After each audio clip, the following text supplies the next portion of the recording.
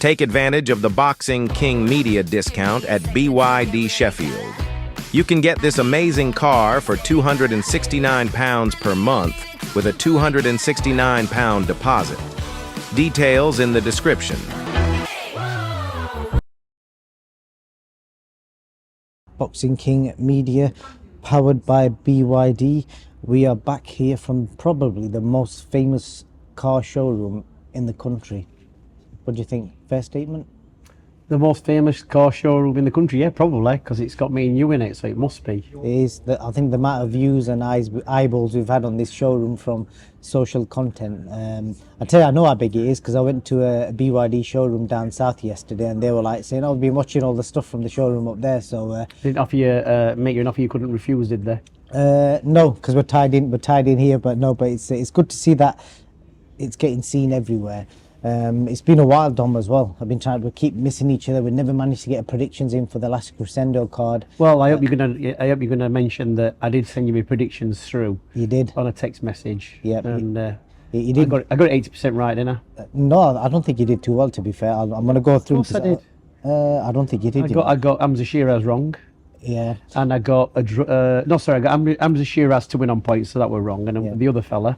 I'll go through them because I think the first thing we've got to talk about is the hottest news this week. But before we get to that, it's important to let the fans know that your book, which is now it's now available as a hard copy. Yep. I'll just put it up on the screen now. Real Food 2. Real Food 2. Not number 2, 2, as in also. There you go.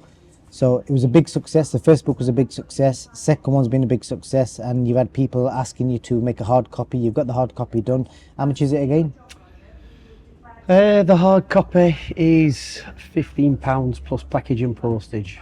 Not bad. And then if they want it buy it online, it's £7.50, I think. Something like that, yeah. Okay, so the link will be in the comment section pinned to the top. So if anyone wants to buy Dominic Ingle's Real Food 2 book, which basically gives you a basic guidance. That's with Boxing King Media discount. That is it? Oh, there you go. Can't beat that. So it gives you a basic philosophy on what to eat, quick meals, healthy meals, and you never know, you might end up looking like Dominic Ingle in your 50s. That's what you want, don't you? Well, maybe with more hair. Yeah, potentially. Yeah. And then the other thing, obviously we're here in the BYD showroom.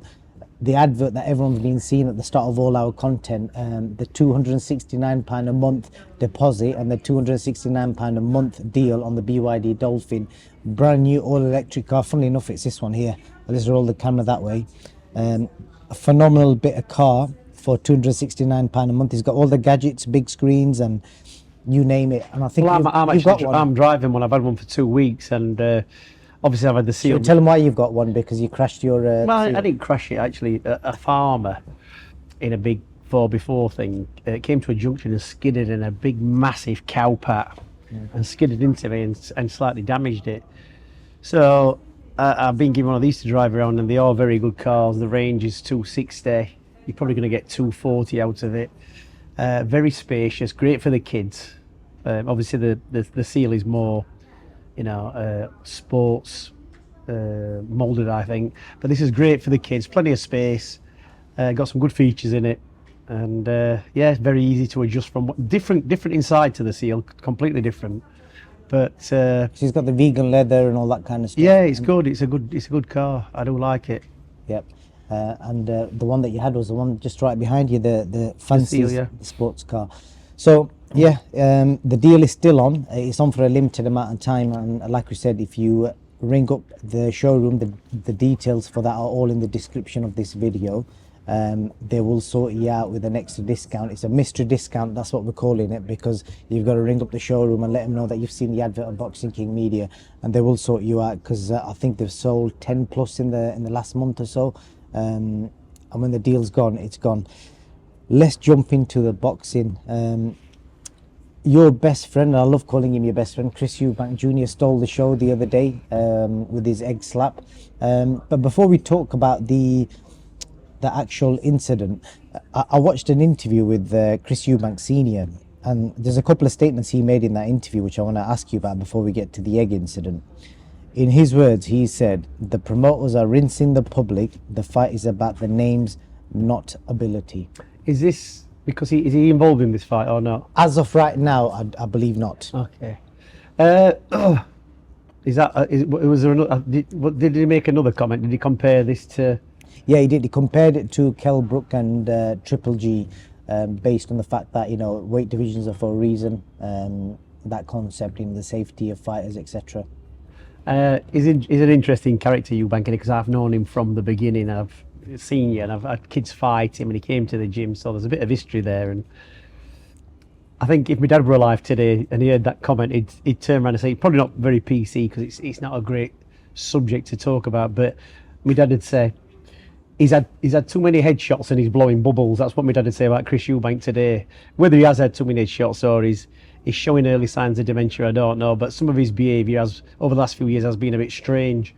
But he's always been a strange fella, hasn't he?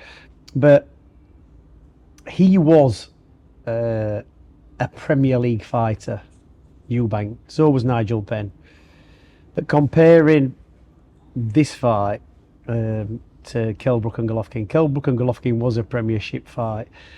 This one's more like a Vauxhall Conference League fight with these two. They're like probably 25% capabilities of the parents. That's how I kind of compare them. And I suppose EUBANK Senior's saying that the weight difference, it was a dangerous fight.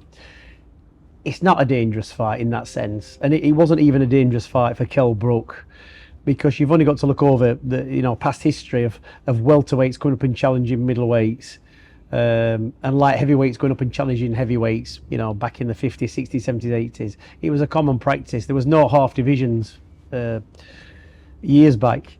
And if you've got the right team behind you who understand how to lose weight and to rehydrate properly, there's not an issue. But unfortunately, these days, there are a lot of clowns in the corners.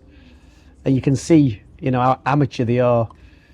And I think watching the fights of the weekend with Shakira Stevenson, his corner team was shocking to say he's an high-level professional. But let's get back to EUBANK. If he was involved, would he be making these comments? Probably not. It is a good entertaining fight, and people are tuning into it because of the names. They are. It'll still be an interesting fight regardless, but it won't be a BENN EUBANK original. It won't be a Kell Brook Golovkin. It won't, because they're just not that level fight. They're just not that level fighter. So it's never going to be them fights. He did also say that since Chris has changed his style to a reflex fighter because of Roy Jones Jr., he's become an ordinary fighter and decreased his ability. Is he trained by Roy Jones? No, he was for a bit. I think you made some comments about him trying to box like Well, I've met Roy Jones, and Roy Jones was a tremendous fighter. And I think Chris EUBANK Jr.'s had that many trainers. He's not really cemented what his style is. Do you know his current trainer? No. Jonathan Banks. Jonathan Banks, yeah. Obviously former heavyweight, was there? No, cruiser. He fought Tyson Fury. Yeah, but I'm saying, but he went from cruiser to heavy. Tyson Fury. No, I'm thinking of Steve Cunningham.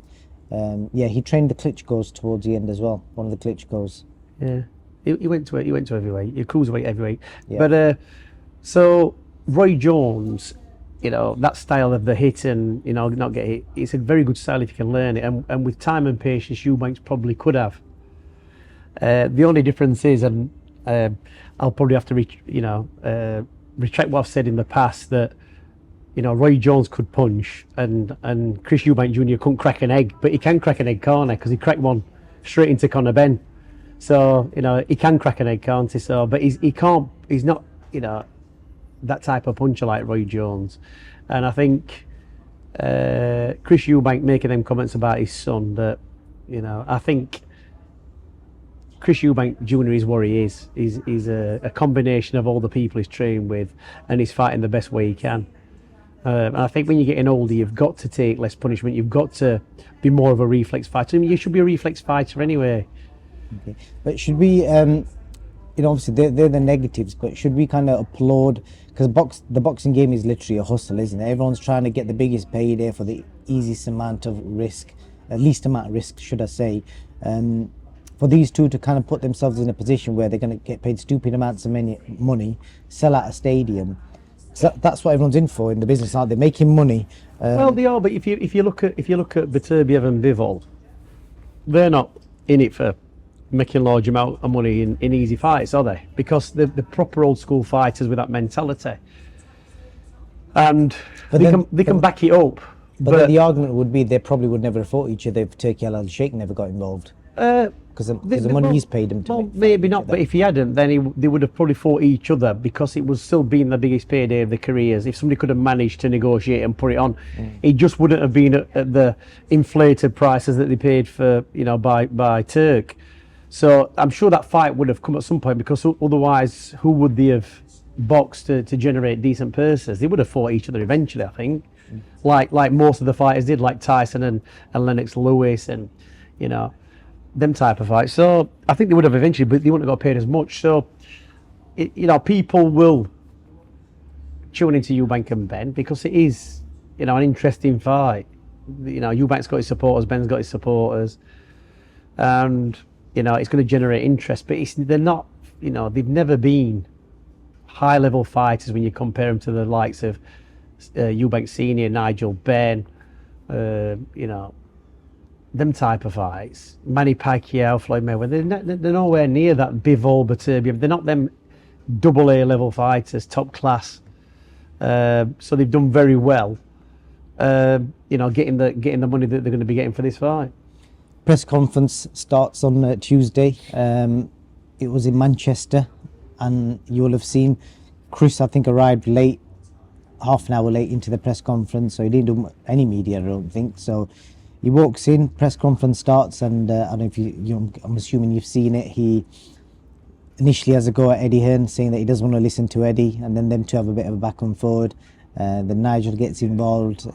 What did you before we get to the main incident, what did you make of what was being exchanged in the moments? It's like school playground stuff, in it. That's what it is. It's like EUBANK turn around saying to Eddie, I don't like you. So what? You're like, will Eddie be bothered? No, he won't be bothered. Should EUBANK say it? Well, when he turned around and said it to Frank Warren, you scum or whatever. Well, I don't know if Frank did take action against him, but he should have done. And I know he threatened it. It's like, well, you can think what you think, and you can have your opinions, but you've got to be careful what you said. And it doesn't really matter what EUBANK thinks of Eddie Hearn. Eddie Hearn's got plenty of money. He's established. He's done what he's done. And really, Eddie should have operated on a bit of an higher level and not got back into the tit for tat kind of thing, and just maintained his composure and had a bit more grace about him, a bit like Frank Warren does when people start having a go at him. Don't go down to his level and not engage with him. And it's funny because EUBANK don't like me, but when he came face to face to me, he didn't tell me. He just completely ignored me. So that's another thing. So I just look at him and like, it's great that EUBANK carries on in a way that he thinks he's elite and is above everybody else, even though he's not. He's still faking it to make it, in a sense. He doesn't have that air about him of a massive celebrity or somebody with class or a top level fighter, but he's doing everything else to try and put himself up there, wrongly in my opinion. And just the way he carried on at that press conference, very amateurish and very immature, I think. Do you think so? Do you not think it was good mind games? The way. No, not really, because it's not going to make a difference. He spoke for most of that press conference. Would you not think that's kind of like stealing the show? Not really. No. Depends what you're saying. Doesn't it? It's like he's just a pawn in the game at the end of the day. The promoter's the one making the money. Eddie's in position. Like I said, Ben Shalom's there, and in a way, Eddie kind of let himself down again the way he spoke to Ben Shalom afterwards. He spoke to Ben Shalom in the way that EUBANK spoke to him, disrespectfully. I'm going to come to that because that was after the egg slap. So the press conference, we saw Ronnie Davis, correct, because I think it was called Ronnie Shields in the press conference, but Ronnie Davis, obviously you've known him a long time, Dom, I'm sure you guys have plenty of interaction, and he obviously he just went in old school saying, I'm not in the business for all this back and forward, but Chris is going to do the job. And him and Nigel shared some words, which is quite interesting to see. What do you think he's sat there thinking? Somebody old school like him who's probably just used to men fighting, not press conferences. Well, I do know Ronnie. I have known him a long time, and he's been through it before, and with EUBANK Senior. and he's doing his job and he's getting his money and he's keeping himself relevant. He'll not be bothered either way whether he's involved in boxing or not. He's been in it that long. He's made his name in the sport. He's had the glory days, you know, much in the same way that we have, you know, with the Nazas and all that kind of period. And when you've had that and you've seen it all, it's like, what's this? It's nothing. You know, when Ronnie Davis was training EUBANK Senior, it was a great time. It was some great fights. They were riding the crest of a wave, and it still outshines all this. So he's seen better than this. I've seen better than this. So, but the fans of today, the ones who've been fans for the last 10, 15 years, it's a big thing, because a lot of them can't relate back to those big fights back in the day in the 90s. So we've seen it all before, but much better. So you'll be taking it all in his stride. It's just like, get it over and done with. It's just another day in the office for Ron. So they get to the face-off, and before we talk about that very particular moment, did you see Chris's jacket? I think I've read somewhere it's worth $10,000. Black Louis Vuitton jacket with some padded pockets at the front. Could you see you wearing anything like that ever? Nah, I won't spend I ain't got 10,000 to spend on a jacket like that. But I won't spend it anyway when these gilets are doing. In fact, I've just been on to Ryan at BYD, and I'm going to get a BYD gilet. It's going to be free, so that's about my level. Freebies. So if someone gave you one of them jackets for free, would you wear it? People have given me loads of stuff. People have given me Rolex watches. I don't wear it. Sat in a drawer somewhere in the house. People give me a lot of gifts, and the way I look at it is this: if you can't afford to buy it, it's not really got a value to you. It's not worth wearing. So that sounds a bit similar to what Derek Chisora told me. I don't want to go off track, but he said if I can't pronounce it, I'm not buying it or getting on it. It's all hype in it. You know, people getting hung up on expensive stuff as if that's what makes you. It's like, it's just nonsense, isn't it? It's a strange psychology. Like, I see some people dressed in, you know, drenched in jewelry, expensive clothes, and they look like a stuffed sausage.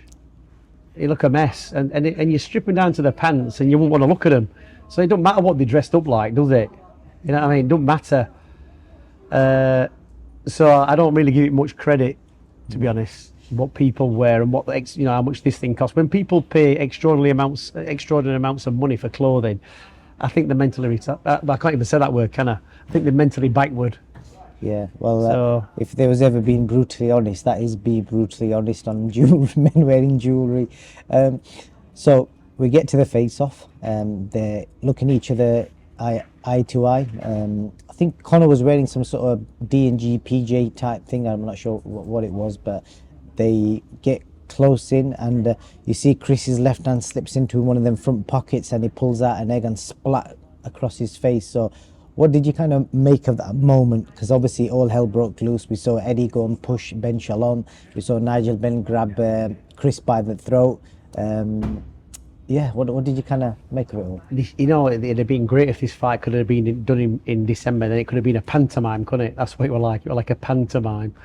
And you know, what's Eddie shoving Ben Shalom for? You know, what's Nigel Benn getting all the EUBANK for? It's like, you could have almost seen that coming, to be honest, if you actually think about it. You know, it's a smart move by EUBANK to antagonise Ben. You know, what's worse than somebody, you know, throwing, that's an ultimate insult, in it, getting egged. I think they did it with John Prescott one time, didn't they, somewhere, threw an egg, and he dropped one in because he used to box. It's an ultimate insult, you know, somebody egging you. And he was banging the firing range, Conor Benn. And some people said it was staged and it was a setup, but what people don't realise about fighters, they will not give another fighter any kind of psychological advantage or even bow down to them just for the sake of a bit more money. They won't do it. So there's no way has Conor Benn agreed to that, to give EUBANK the upper hand. Because even if it was staged and he allowed him to do it, that means he's submitted to him to allow that. You know, that's what it is. So it's not been staged at all. Forget that. Well, one of the things you said, you know, why did Nigel need to grab him by the throat? Why did Eddie push Ben Shalom? So just for some context, I think in that moment nobody knew it was an egg. Everyone, I think Eddie said he thought it was a glass, because obviously they heard a big crack and they saw something shatter. and obviously Nigel's just seen his son get hit with something. So I think that was the context behind it. So I suppose when you're thinking it's worse than it Well, probably think is. about this in reality. You might expect a push. Somebody like Derek Chisora, you know, the table flipper, the glass of water in the face, to do something like that. Maybe with a fake glass bottle or a fake glass, you know, the sugar glass what they use. But if you wouldn't expect, and it would never happen with Chris EUBANK Jr. to actually hit anybody with a glass object. So you have to keep it in perspective. Regardless, it would never happen. Like it'd be like pulling a gun out. You know, what would they have done if they heard a gunshot? They wouldn't have been jumping in, and they'd have all scattered. So it's over. You know, they've overreacted completely. And Conor Benn should have just stood there, took the egg in the face and gone, is that it? And he'd have had a lot more credibility. But trying to chase after EUBANK, knowing full well Bodyguard's going to clamp onto him and hold him back, it just shows he's been antagonised, he's been wound up, and he's been got the better of, and his facade's kind of slipped. You know what I mean? That's what it is. So it's great for TV, and back in the day, I don't know if anything's going to happen with that, but 5 years ago, 6 years ago, the Border Control, Robert Smith, he'd have had him brought before the board and fined for bringing the game into disrepute. And I was there years ago, I was only young, when Mark Kahler boxed Errol Christie. And it was in a casino down London, and me and my brother went down, John, we were only young at the time, I don't know, 15, 16. Went to this posh casino, all this fantastic food on. And they went outside for the photographs. I think Mark Kahler tried to shove Errol Christie into this fountain, and he had a scuffle. And they got brought before the board and fined before the fight. It was a massive fight, and they got a decent fine as well. But I'll be surprised if anything like that happens with this incident. But it should do, because that's what they're doing. They actually are bringing boxing down. They turn it from a respectful sport into like a bit of a circus. Well, I thought I'd let you finish because the boxing board are doing something about it. They've already put something out saying that EUBANK is going to be held. Is going to be calling for a hearing. So I want to ask you for some context here. So you've obviously, I'm sure you've told me before, you've had fines. Oh yeah. So these fines, so no doubt he's going to get fined. What are the fines based off? Are they based off what he's getting? Like, say for example, if he's going to get paid X amount and they know he's getting X amount for this show, would they take a percentage of that, or is it like what's the fine based? I don't know what it is. How they work it out? Because let's just say if that was done by like a fighter fighting for an area title who's probably earning a couple of grand or whatever. It will probably be relative to the person. They've probably got a formula, you know, for how they do it. But what I will say about the board is it's like, if you pay you have to pay a manager's fee or a license fee every year, whether you're a manager or a trainer or whatever. If you pay it late, they charge you an extra 50 quid administration fee. Yeah. So, you know, what's that about? Where's the cost really? What's, you know, it's a late payment fee, but they call it an administration fee for paying late. It don't cost them any more to process it. So, you know, they're a law unto their own, aren't they? It's like a parking fine. Hopefully, you know, they give them a decent fine, and it goes into the boxers' pension fund or whatever that fund. They've got something for the boxers.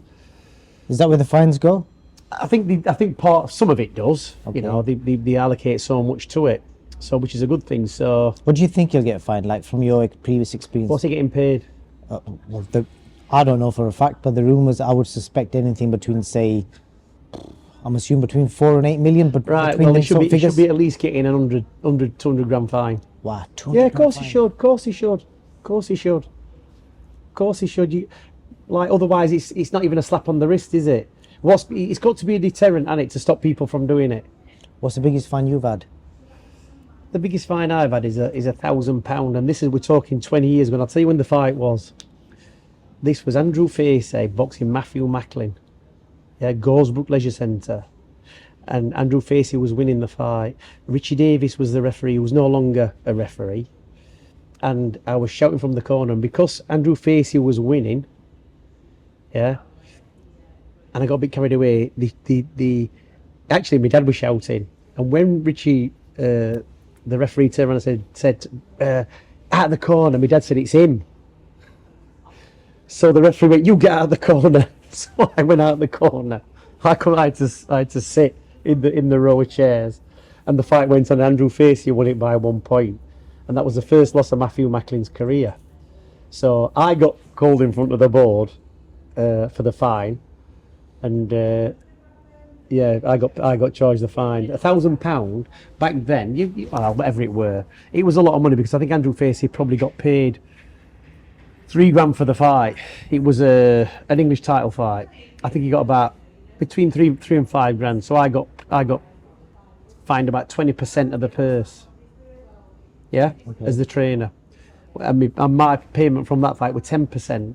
So say he's on £5,000, I got 500 quid. I got fined £1,000. So let's say I got fined 20%. Okay, that's interesting. And that's me acting on behalf of the boxer. Well, doing my thing. So realistically, 20%. You took one for the team for your dad? Well, whatever it were, which my dad paid the fine. My dad went, no problem, paid it. It wasn't an issue to my dad. He got money. But it was worth getting the win because it was Matthew Macklin's first loss. 3 weeks later, Andrew Facey boxed Jamie Moore for the British title. So that in that month, Andrew Facey copped for about, a working lad, copped for about 15 grand back then. And we're talking, it must be 20 years ago. Okay. Not bad. So it was worth it for us to get the fine. It was worth it for us to get the win. But you look at the money that's on show now. In order to stop EUBANK doing that again, he's got to be fined heavily. Okay. To be a deterrent and to deter other people as well. Of course they have. Just on the subject of referees, I'm just going to I'm not going to name drop any of them because I don't want them to get in any bother. But I'm going to name. I'll name drop them if you want. No, I met a lot of referees in Riyadh recently. Yeah. You'd be amazed. Pretty much everyone in the British Boxing Board watches this podcast. All, like, you're talking some of the top referees in the UK. They all spoke to quite a lot of them. They love they watch this religiously, and they enjoy listening to your brutally honest opinions. So have you noticed I've never really slagged any of them referees off? To be fair, the ones that I know, there's only one that you don't get along with. Is it the one that when Galahad fought Maxie Hughes? What's he called? Marcus McDonnell. Yeah, I've not met Marcus McDonnell, so I'm not going to count him in the conversation. But all the others, all the big names, that they love watching. Listen, they've all got a job to do, and they shouldn't be influenced by boxers, promoters, fighters. They've got to do the job. They've got to do what they've got to do, and that's it. And if I turn around and I said I like this referee, that referee, and the other referee, it means probably because I think they're doing me a favour, or they're always, look favourably towards my fighters, which is not what they do. Yeah. So you can't like or dislike them because you're getting the wrong decisions. Some of the ways they handle stuff I don't particularly agree with. All the referees I've ever dealt with, Howard Foster, Michael Alexander, Ian John Lewis, Richie Davis, I've had them all.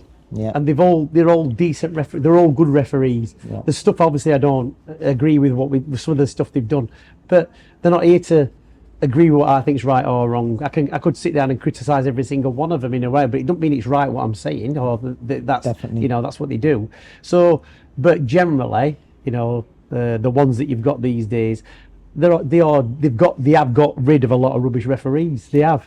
Well, like I said, the ones I spoke to, that you didn't mention them there, but like I said, they're all big fans of this, and hello to all of them watching right now. And the last thing I just want to get a quick word on from you on is the aftermath, which was Eddie and Ben Shalom had a proper ding dong. And I think Eddie said to me, one of the comments was, "You're very lucky to be speaking to me right now," which I find quite funny. It's a bit condescending. It's a bit arrogant. It's a bit entitled, isn't it? It's like, for me, like I've dealt with Eddie. And people say to me, which is the best promoter that you've ever worked with? And there's no such thing as a best promoter. You've got to realise it's a business relationship and it's a deal to be done. And you shouldn't get personal with promoters and think that you're friends or whatever they are. It's just business. And then you can never be disappointed. But I think where Eddie was really flying out at one time, I think he lost a lot of credibility when he went down this drug route of what can I say, being the witch hunter type of thing. He went going down the drugs route with Varda, and this fight's failed this, and he was all for it until Conor Ben failed the test, and then he completely did a roundabout change. And that's double standards. He did everything he possibly could to, you know, try and stop Conor Benn getting banned, and he lost credibility there. And even now with Conor Benn, you know, EUBANK brought it up. We still don't know, do we, what the outcome of it all was. There's nothing being put out there. It's just that, oh, it's been cleared, but the details of it are confidential. Well, yeah, it'll pass these days. It won't probably pass 10 years ago. The people would want to know, and they demand to know, and there'd be things in place for him not to be able to box. But it's just like anything else, it's becoming very blasé now with how it's going. So, you know, if EUBANK thought there was anything in it, then he won't be fighting. He won't be fighting Conor Benn. So, like I say, it's a bit of a moot point now, but it just shows you how attitudes change. You do know a lot of the people watching this right now. I can just imagine them all typing away on their phones. Dom, you had X, Y, Z fail on your watch. I've had the one person who's ever failed a drug test with Kid Galahad. That's the only one who's ever failed a drug test. Billy Joe Saunders were never banned from boxing for taking what he took. He was in the VADA process. And Garbu? And Garbu was he was a recreational drug. Yeah. I always remember Tony Bellew. Another one from Ingle gym failing a drug test. I just thought you're an idiot. Like, so Garbu was cocaine, from what I can remember. Yeah. Billy was nasal spray. It was ephedrine. It was perfectly legal as a cold medication under the World Anti-Doping Association and UCAD in out of competition. Perfectly legal. But in VADA, a training camp is called in competition. So you've explained this before. Yeah, exactly. Yeah, so it's like people, I only brought it up because I know there'll be people typing that as we speak. They can go on all they want, can't they? It makes no difference to me. There's only one person who's ever received a ban, and that's Kid Galahad. And well, his was reduced as well, wasn't it? And he got it reduced, but you know, he had to go through the process, and he took the ban. He took the ban. He didn't, you know, go and fight somewhere else, and you know, he just put his head down, got on what he had to, came back and proved himself, and he became a world champion and made plenty of money. He's 34 years old. He's retired, never has to box again, and that just reminds me, getting back to, are we talking about the rest of the bill in Saudi? Oh yeah, we're going to do that next. Just before we move on to that, obviously Dimitri Bivol, who won the fight, I just want to mention Boxrow, the tracksuit, the fight night team kit you will have seen Dimitri Bivol wear. That is available in a limited range on the Boxrow website. Again, the link will be pinned in the comments. You can see it was all black, and they've only made 250 pieces. You can buy it whilst it lasts, and I think you've got a Boxrow punch bag. Is it still there? A Boxrow punch bag. I've got some tracksuits. I've had Boxrow for a number of years back in the day when they first came out. I've still got the stuff, keep all the stuff. I think maybe Billy Joe Saunders had some stuff, some kit made up in it years ago, so I've probably got that somewhere. I've got drawers full of old team kit. Yeah, I'm going to save it, and probably before I die, chuck it in Sheffield Archive so people can look at it. Yeah, and the punch bag, obviously. Big one, big everything it is. Yeah, very good quality. Yep. So again, jump on the Boxrow website if you want to get that limited range of Dimitri Bivol. Moving on to the last crescendo. This is interesting. I've just got a message from Kel Brook. What's he saying? Oh, he wants to meet up for a chat. So I know where this is going. He's going to say to me, watch that EUBANK fight and that BENN, and then see how you think, and then I'll smash them both up afterwards. That's what he'll say. I can't see Kel coming back at all.